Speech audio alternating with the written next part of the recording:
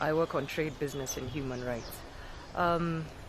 For the last 4 years, the Kenya Human Rights Commission has been campaigning to stop the economic partnership agreements, which are a free trade agreement that the Kenya government is currently negotiating with the European Union. The Kenya government is currently negotiating this agreement under the auspices of the East African Community. Kenya has been negotiating under the East African Community. The main aim of the economic partnership agreements is to substantially liberalize all trade, or substantially liberalize all sectors of our economy. Research that has been done has shown that the EPAs will have a negative impact on the Kenyan economy, specifically in the agricultural sector. The Kenya Institute of Public Policy Research and Analysis carried out research in 2004 that shows that if the EPAs are concluded with the current subsidies, EU subsidies in place, the Kenyan farmer is bound to lose out and to lose his livelihood. The report shows that sectors such as maize and dairy will be greatly affected by the EPAs. It shows that the Kenyan farmer is going to experience decreased production and exports of maize and dairy if the EPAs are concluded. The Kipre report also notes that 65% of our manufacturing industries will face unfair competition from products from the EU. The reason that the Kenyan farmer and the manufacturing sector will be affected by the EPAs is due to subsidies. Research that has been done by organizations such as Oxfam have shown that EU producers, especially in the dairy sector, are heavily subsidized to a tune of about 120 billion USD. Further analysis shows that a cow, for example, in the EU receives $2 per day. Kenyans, 56% of the Kenyan population are not able to survive on $2 a day. They're living below the threshold of $1 a day. So we see that it's very unfair for us to continue negotiating such an agreement. Research again that has also been done has shown that we are bound to lose revenue.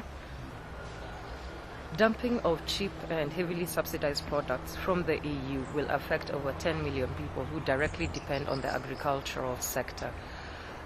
We are also going to experience loss of revenues which would have been guaranteed through tariffs. With the EPAs, when it comes in, what will happen is that we're going to dismantle our tariff regime, meaning that the revenue we generate from these tariffs from EU products will no longer be there. We have also noted that we are going to see loss of our traditional market. So we are also going to experience loss of our traditional markets, especially in the Comesa region and even within the East African region. For Kenya, our biggest export market is Uganda. However, when the EPAs are concluded, Kenyan products that are imported into the country, into Uganda, will face unfair competition from products from again, which are heavily subsidized and from more experienced producers from the EU. One of the reasons we feel that the EU is pushing for these liberalization commitments, besides its WTO commitments, we feel that it's about further exploitation of the African markets. We feel that this agreement is going to perpetuate the system where Africa remains a primary exporter of raw materials while we continue to import finished products and other finished products from the EU. One of the things to note, and which is very hypocritical of the European Union, is that the EU has recently, as recent as February 2010, extended preferences to Moldova and the Western Balkan states. This basically means that these states, these former Russian satellite states, will be able to export their products to the European Union without having to pay any duty. It's also been brought to our attention that the European Union has extended trade preferences to the Western Balkan states and to Moldova as recently as February 2010, and they're meant to expire in December 2015. The aim of these new trade pacts with the European Union is that these countries will be able to export their products duty-free to the European market. The EU has told these states, the Western Balkan states and Moldova, that they should continue this sort of preferential trade agreement because these countries are poorer than most states in the European Union. However, they are telling the East African community, and Kenya included, that we need to open up our markets to their products so that we can develop. For us, this is hypocritical and unacceptable. That's it. Okay.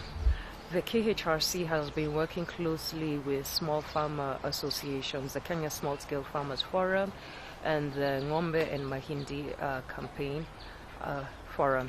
And one of the things we've been trying to do is to create awareness about the potential impact of the economic partnership agreements on the livelihoods of the small scale farmers, and also on the right of food to the general public. What we have been campaigning is for the government to carry out a human rights impact assessment of the economic partnership agreements before they are signed and before they're concluded and signed. The human rights impact assessment, the request to carry out a human rights impact assessment has also been done by the United Nations Economic, Social and Cultural Committee in November 2008.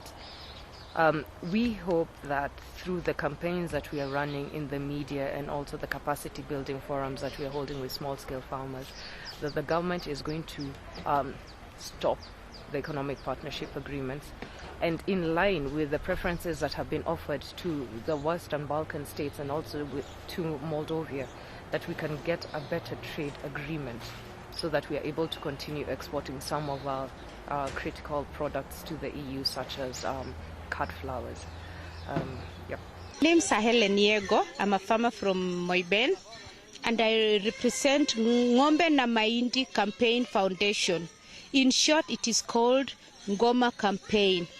As farmers, we are members of Ngoma, which assists us and supports us on lobbying on reforms in this country.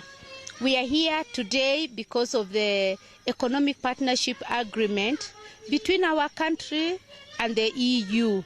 And we see these are some of the reforms that are going to impact negatively on us as dairy and maize farmers. And therefore, we are commemorating a day we started to say no to EPAs.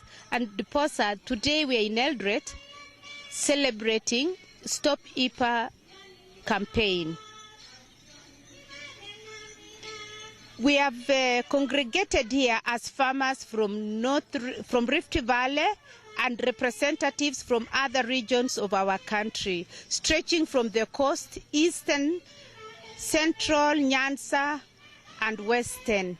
We have decided to have it here in Eldoret because for the last 4 years, the celebration has been done in Nairobi, and we've come closer to the farmers because there are now more farmers who are aware of the impact of EPAs. And so we're increasing our voices so that our government can listen and read between the lines on those agreements and not to sign them blindly.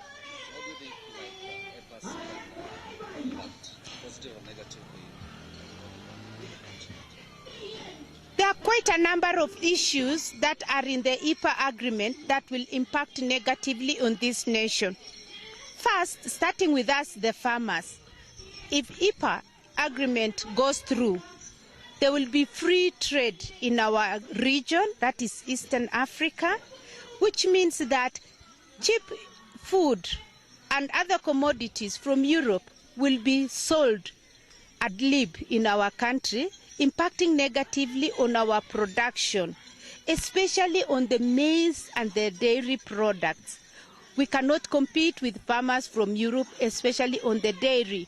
They have good machines, they have good subsidies from their government, and for us here, we have no subsidies. We are producing at high cost because we are buying inputs very expensively.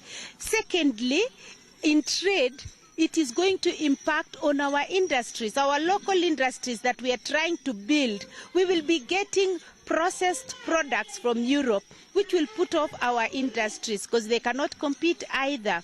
Thirdly, we have been trying to build a regional integration to be able to trade between ourselves in the Eastern Africa and Southern Africa. But if European products will go up to Rwanda, Burundi, we cannot access those markets. So we feel it is our right to say no because our livelihood is being infringed. What our government should do, first of all, in that agreement, there is even the clause on participation of all stakeholders. Up to now, we have not seen any involvement of the producers. And so, first of all, the government should consult us. We should be in these agreement negotiations together. We don't like negotiations done on our behalf. Secondly, in the WTO agreement, which is supposed to be compatible with the EPAs, there is the sensitive products. Kenya has not taken advantage of the sensitive products which are in line with food security. So we cannot have food products traded